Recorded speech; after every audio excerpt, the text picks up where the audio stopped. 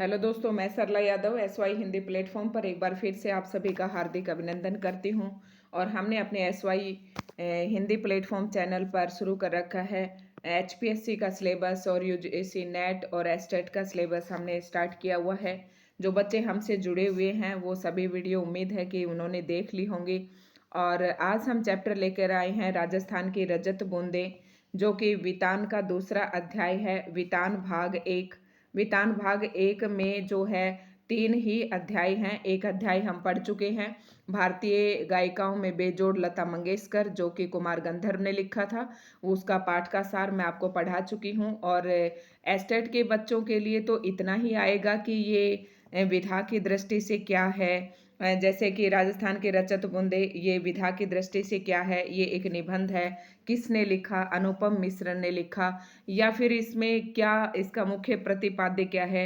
एक लाइन में बस इतना ही पूछेंगे। यूजीसी नेट में तो 4-5 क्वेश्चन जरूर आते हैं। आपके जो 9th 10th 11th 12th के जो आपके एनसीईआरटी की बुक्स हैं उनसे 4-5 क्वेश्चन जरूर पूछे जाते हैं यूजीसी नेट में, एस्टेट में भी, चाहे वो टीजीटी हो चाहे पीजीटी हो। टीजीटी में 6 to 8th 9th तक पूछे जाते हैं, और पीजीटी में 9 10th, मतलब पूछ ही लेते हैं। पीजीटी में तो 8th 9 10th, मैंने पिछली बार 8th क्लास का भी एक क्वेश्चन देखा था। और 11 12th का ज़्यादा पूछते हैं। 9 10th 11 12th का पीजीटी एस्टेट में जो एनसीईआरटी का सिलेबस है वहाँ से 4-5 क्वेश्चन देखने को मिलते हैं। तो एस्टेट वाले बच्चों के लिए तो ये इतना इंपॉर्टेंट है कि राजस्थान के रजत बूंदे पाठ जो है किसने लिखा, अनुपम मिश्र ने लिखा। और ये विधा की दृष्टि से क्या, एक निबंध है। और इस पाठ में क्या है कि जो राजस्थान में जो पानी की समस्या है वहाँ पर किस प्रकार से बारिश के पानी को इकट्ठा करके उस समस्या का समाधान निकाला जा सकता है। तो ये है, इसमें बताया गया है। और 3 तरह के पानी का जिक्र किया गया है, पाताल पानी, वो भूजल, पाताल पानी और रेजानी पानी। और जो राजस्थान में कुई खोदने की जो प्रक्रिया है, कठिन प्रक्रिया, उसका वर्णन किया गया है। तो नेट वालों के लिए, एस्टेट वालों के लिए तो इतना ही बनता है। अब एचपीएस स्टूडेंट का जो सब्जेक्टिव पेपर है उसके लिए बहुत ही महत्वपूर्ण रहने वाला है, क्योंकि वहाँ पर 10 नंबर का एक क्वेश्चन आएगा। उसके लिए पाठ का सार पढ़ना नितांत आवश्यक है। तो उसी के संदर्भ में आज हम पढ़ रहे हैं राजस्थान की रजत बूंदें, और ये लिखा है अनुपम मिश्र जी ने। तो देख लेते हैं पाठ का सार अपने शब्दों में। राजस्थान की रजत बूंदे सन 1948 में वर्धा, महाराष्ट्र में पैदा हुए प्रसिद्ध पर्यावरणविद अनुपम मिश्र द्वारा रचित निबंध है। तो आपको पता होना चाहिए कि अनुपम मिश्र क्या थे। एक पर्यावरणविद थे, मतलब पर्यावरण में रुचि रखने वाले थे। और इनका जन्म जो था 1948 में महाराष्ट्र के वर्धा में ये पैदा हुए थे। इस चर्चित निबंध में कुएं खोदने की कठिन प्रक्रिया और उससे जुड़ी हुई सांस्कृतिक और सामाजिक परंपराओं का वर्णन किया गया है। अब यूजीसी नेट में तो यही पूछ लेंगे कि इस पाठ का प्रमुख प्रतिपाद्य क्या है, या कवि के कहने का अभिप्राय क्या है। तो ये एक लाइन दे देंगे कि कुएं खोदने की कठिन प्रक्रिया और उससे जुड़ी हुई सांस्कृतिक और सामाजिक क्रिया का वर्णन किया गया है। दूसरे ऑप्शन में दे देंगे कि कुएं खोदने कठिन प्रक्रिया और राजनीतिक परंपराओं का वर्णन किया गया। कुछ इस तरीके से आपको ऑप्शन दे देंगे, तो आपको सिर्फ इतना ही ध्यान रखना है एस्टेट वाले बच्चों को। तो अब हम पढ़ लेते हैं इसको विस्तार से। और तो इसमें क्या किया गया है, इस चर्चित निबंध में कुएं खोदने की कठिन प्रक्रिया और उससे जुड़ी हुई सांस्कृतिक और सामाजिक परंपराओं का वर्णन किया गया है। राजस्थान में रेत का विस्तार और गहराई अथाह है। ये तो आप सबको ही पता है कि राजस्थान में रेत बहुत ज्यादा है। वर्षा का पानी रेत में समा जाता है, परंतु मरुभूमि में कई स्थानों पर, मरु मतलब मरुस्थल में कई स्थानों पर रेत की सतह के नीचे खड़िया पत्थर की काफी लंबी चौड़ी पट्टी है, जो रेत के नीचे दबी रहने के कारण ऊपर से दिखती नहीं है।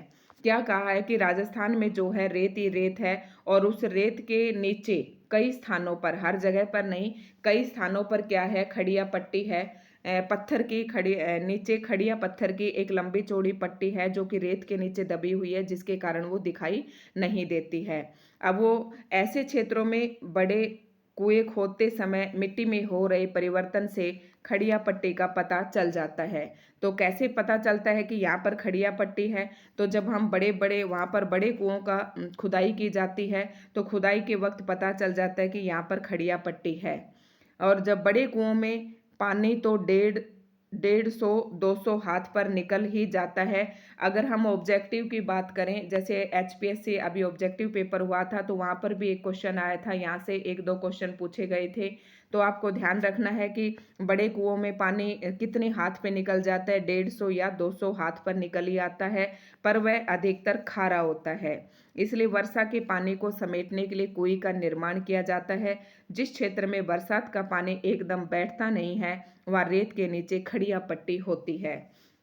और दूसरे एक ये भी तरीका है कि किस प्रकार से पता लगाएंगे कि यहाँ पर खड़िया पट्टी है। मतलब देखो कि जैसे बारिश का पानी हुआ और वो कई दिन तक एक ही जगह पर इकट्ठा हुआ, यानी कि नीचे नहीं रिस के रेत के नीचे नहीं गया, तो इसका मतलब ये समझ लिया जाता है कि वहाँ पर भी खड़िया पट्टी है। खड़िया पट्टी का पता लगाने के लिए लोगों के अनुभव काम आते हैं। कुएं का निर्माण बहुत सावधानी से किया जाता है। कुएं की खुदाई और चिनाई करने वाले दक्षतम लोगों को चेलवांजी या चेजारो कहा जाता है। अब हो सकता है नेक्स्ट पेपर में आपसे ये पूछ ले कि कुएं का निर्माण करने वाले जो दक्षतम लोग हैं उन्हें किस नाम से जाना जाता है। पूछ नहीं लिया जाता, ये क्वेश्चन पूछा गया था एचपीएससी ऑब्जेक्टिव में। मैं एक एक क्वेश्चन आपको बताती जाती हूँ कि ये पेपर में कहाँ पर आया था, तो प्रीवियस ईयर पेपर भी आपको ज़्यादा उठाने की जरूरत नहीं पड़ेगी। उनसे कुएं बनाने के इस कार्य को चेजा कहा जाता है। जैसे कि अपने जो राजस्थान के टच में लगते हरियाणा के गांव है या राजस्थान में जो चिनाई का काम होता है उसे ज़्यादातर चेजा ही बोलते हैं। और उसे जो इस काम को करता है उसे चेलवांजी कहते हैं या चेजारो कहते हैं, और कार्य को चेजा कहा जाता है। कुएं बनाने का कार्य आसान नहीं है। यह लगभग कुआं बनाने जैसा ही होता है। कुआं पुल्लिंग है तो कुएं स्त्रीलिंग है। कुएं की गहराई लगभग कुएं के समान होती है। मतलब ये तो आपकी कुएं कुएं है और ये आपका कुआं है, तो इनकी अगर गहराई की बात करें तो ये लगभग एक समान है। लेकिन कुएं का जो व्यास होता है ये 3-4 हाथ ही होता है, लेकिन कुएं का जो व्यास होता है ये 10 से 15 हाथ का होता है। ये इनमें फर्क होता है। और कुएं जो खोदी जाती है उसके नीचे खड़िया पट्टी होती है, और कुएं का जो पानी होता है वो भूजल होता है। ये इनमें अंतर भी आपको देखते हुए चलना है। तो क्या करते हैं, कुएं कुआं कुआं पुल्लिंग है तो कुएं स्त्रीलिंग है। कुएं की गहराई लगभग कुएं के समान होती है। अंतर केवल व्यास में होता है। कुएं का व्यास कुएं से कम होता है। ये मैंने आपको बता दिया है, यहाँ पर नहीं है ये बात। कुएं का निर्माण करने के लिए चेजारो भूमि के अंदर की गर्मी को सहन करते हुए बसोली से मिट्टी की खुदाई करता है। अब आपसे पूछ ले कि कुएं का निर्माण करते हुए जो चेजारो है वो किस अस्तर से या किस औजार से मिट्टी की खुदाई करता है, तो किससे करता है, बसोली से करता है। बसोली एक नुकीला लोहे का औजार होता है। इसका हत्था लकड़ी का बना होता है और खुदी हुई मिट्टी बाल्टी के द्वारा बाहर निकाली जाती है। मतलब ये जो हत्था होता है बसोली का, ये तो होता है लकड़ी का, और जो आगे खोदने वाला पतला सा जो नुकीला होता है वो आपका लोहे का बना हुआ होता है। और इस बसोली के द्वारा जो मिट्टी खोदी जाती है उसे बाल्टी भर भर कर बाहर निकाली जाती है। चेजारो कुएं की खुदाई के साथ साथ उसकी चिनाई करते हैं ताकि मिट्टी धंसे नहीं। देखो ये कुएं खोदते खोदते वो नीचे जाते जा रहे हैं, तो जो ये व्यास बनता जाता है नीचे जो गहराई तक जाते हैं, तो इसके साथ साथ चिनाई करते जा रहे होते हैं। क्योंकि अगर नीचे चेजारो होता है और हो सकता है ऊपर की मिट्टी ढहकर उसके ऊपर गिर जाए, इससे बचने के लिए वो साथ साथ इस कुएं की चिनाई भी करते जाते हैं। चिनाई करते हैं ताकि मिट्टी धंसे नहीं। कुएं में जिस स्थान पर ईंटों की चिनाई नहीं हो पाती उन स्थानों पर खीप नामक घास का रस्सा बनाकर कुएं के तल पर दीवार के साथ सटाकर रस्सी का पहला गोला बिछाया जाता है। मतलब इस तरीके से फिर इसके ऊपर, फिर और इसके ऊपर, फिर और इसके ऊपर, जो जहाँ तक ईंटों की चिनाई हो जाती है वहाँ तक तो ईंटों की चिनाई करते हैं, और फिर जहाँ ईंटों की चिनाई नहीं हो पाती वहाँ पर खीप नामक घास का रस्सा बनाकर उससे चिनाई की जाती है। फिर एक एक पूरा घेरा खीप नामक उसका घास का बना दिया, फिर दूसरा घेरा इसके ऊपर रखेंगे, फिर तीसरा घेरा इसके, इस तरह से ऊंचाई भी ऊपर आती जाएगी, और जो नीचे वाला घेरा है वो दबता भी चला जाएगा, और साइडों की जो मिट्टी है वो भी नीचे नहीं गिरेगी। ठीक है, तो ये था खीफ घास से बना हुआ खुरदरा मोटा रस्सा हर घेरे पर अपना वजन डालता है और बटी हुई लड़ियां एक दूसरे में फंसकर मजबूती से एक के ऊपर एक बैठती जाती हैं। रस्से का अंतिम सिरा ऊपर रहता है। जिन स्थानों पर घास नहीं होती वहां पर लंबे लंबे लकड़ी के लट्ठों को एक दूसरे में उलझाकर मिट्टी को ढहने से रोका जाता है। तो आपने देखा होगा कि यहाँ पर 3 बातें बताई है कि कुएं का जो निर्माण है, कुएं की जो चिनाई होती है वो तो ईंटों से की जाती है, और अगर जहाँ पर ईंटों से संभव नहीं है वहाँ पर खीप नामक घास के रस्सा बनाकर उसे गोल गोल ऐसे घेरा बनाकर एक घेरे के ऊपर दूसरा घेरा रखते जाते हैं। इस प्रकार से चिनाई होती है। और जहाँ पर खीप नामक घास भी नहीं होती वहाँ लकड़ी के लट्ठों को आपस में एक दूसरे को उलझाकर मिट्टी को ढहने से रोका जाता है। तो इस पूरे पैराग्राफ में ये बताया गया है कुएं और कुएं के व्यास में और गहराई में क्या अंतर होता है, दोनों का अंतर बताया है। और फिर इसमें यही बताया कि कुएं का निर्माण कार्य किस प्रकार से होता है। लेखक ने राजस्थानी पानी को 3 रूपों में बांटा है, जो कि मैं पहले बता चुकी हूँ आपको। पालर पानी किसको कहते हैं? जो बारिश से हमें सीधा प्राप्त होता है उसे पालर पानी कहते हैं। पाताल पानी जो भूजल का पानी होता है उसे पाताल पानी कहते हैं। और रेजानी पानी वो होता है जो हम कुएं में इकट्ठा करते हैं, यानी कि नमी के कारण जो रिस रिस कर पानी कुएं में इकट्ठे होता है उसे रेजानी पानी कहते हैं। पालर पानी यानी सीधे बरसात से मिलने वाला पानी, पाताल पानी यानी भूजल, और रेजानी पानी यानी धरातल के नीचे लेकिन भूजल में न मिलकर नमी के रूप में बीच में रह जाने वाला पानी। रेजानी पानी कुएं के माध्यम से प्राप्त किया जाता है। कुएं का मुंह छोटा रखने के 3 बड़े कारण हैं। यहाँ पर एक बात और बताई है कि जो कुएं है उसका मुंह छोटा रखा जाता है, कुआं का मुंह जो होता है वो बड़ा होता है। कुएं का मुंह छोटा किस लिए रखा जाता है? इसका जो व्यास होता है वो 3 या 4 हाथ का ही होता है। उसका व्यास छोटा इसलिए रखा जाता है कि इसमें रिस रिस कर जो पानी की बूंदें गिरती हैं, अगर इसका व्यास ज़्यादा बड़ा होगा तो पानी पूरे तल में फैल जाएगा और जो कि बाल्टी से निकालना मुश्किल हो जाएगा। एक कारण तो ये है। दूसरा कारण ये कि अगर इसका मुंह बड़ा होगा तो इसका जो पानी है सूर्य की गर्मी से वाष्प बनकर बाहर उड़ जाएगा। तो दूसरा ये कारण है। और तीसरा क्या है? मतलब वो जो पानी है ज़्यादा दूर तक न फैले। पढ़ लेते हैं, यहाँ पर दिया हुआ है रेजानी रेजानी पानी, यानी मैंने आपको ये बता दिया है। और ये पानी रेजानी कुएं के माध्यम से प्राप्त किया जाता है। कुएं का मुंह छोटा रखने के 3 बड़े कारण हैं। व्यास बड़ा हो तो कम मात्रा का पानी ज़्यादा फैल जाता है। रेत में जमा पानी की बूंदें बहुत धीरे धीरे रिसती हैं। दिन भर में एक कुएं में 2-3 घड़े पानी ही जमा होता है। तो ये क्वेश्चन भी आपसे पूछा जा सकता है। छोटे व्यास की कुएं में धीरे धीरे रिस कर आ रहा पानी 2-4 हाथ की ऊंचाई ले लेता है। खड़िया पत्थर की पट्टी चूरू, बीकानेर, जैसलमेर और बाड़मेर आदि क्षेत्रों में पाई जाती है। तो आपसे ये क्वेश्चन भी पूछा जा सकता है कि खड़िया पत्थर की जो पट्टी है वो कहाँ कहाँ पर पाई जाती है? चूरू, बीकानेर, जैसलमेर और बाड़मेर आदि क्षेत्रों में पाई जाती है।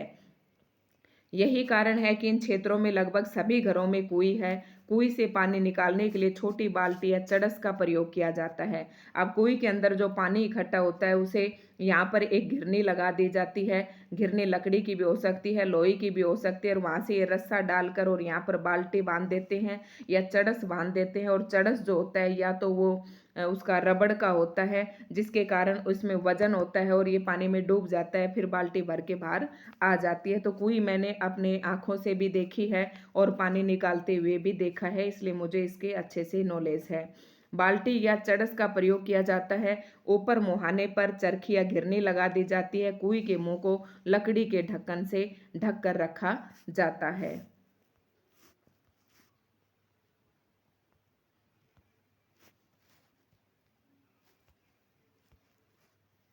प्राचीन समय में चेजारों को कुएं के सफलतापूर्वक निर्माण पर भेंट दी जाती थी। उन्हें वर्ष भर तीज त्योहारों में विवाह के अवसरों पर उपहार दिए जाते थे।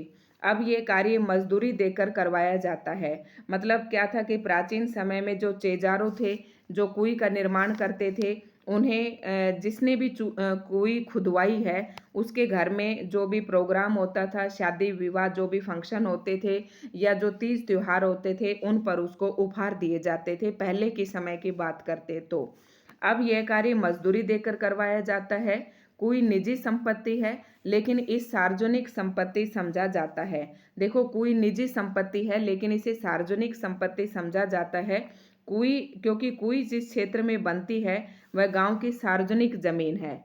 देखो, हर नई कुई का अर्थ है पहले से तय नमी का बंटवारा। इसलिए निजी होते हुए भी सार्वजनिक क्षेत्र में बनी कुइयों पर ग्राम समाज का अंकुश लगा रहता है। बहुत ज्यादा आवश्यकता पड़ने पर ही समाज नई कुई की स्वीकृति देता है। यहाँ पर कवि ये कहना चाहता है कि कुई जो बनती है वो बनती तो सार्वजनिक क्षेत्र पर है, लेकिन हर कोई कुई नहीं बना सकता। उसके लिए क्या होता है कि गांव समाज के लोग इकट्ठे होकर ही नई कुई बनाने के लिए स्वीकृति देते हैं। अगर आवश्यकता पड़ती है, बहुत ज़्यादा आवश्यकता है, तो ही नई कुई कुई खोदने के लिए वो स्वीकृति देते हैं। क्यों देते हैं? क्योंकि बारिश तो जो हो चुकी वो हो चुकी, उसके बाद क्योंकि बारिश भी राजस्थान में कम ही होती है, तो जो नमी होती है हमारे पास वो सीमित मात्रा में होती है। और अगर हर कोई बंदा कुई खोद कर बैठ गया तो उसका नमी का जो बंटवारा है वो थोड़ा थोड़ा हो जाएगा और किसी को भी इस पानी का फायदा नहीं हो पाएगा। तो इसलिए उस पर यह कहा गया कि ग्राम समाज का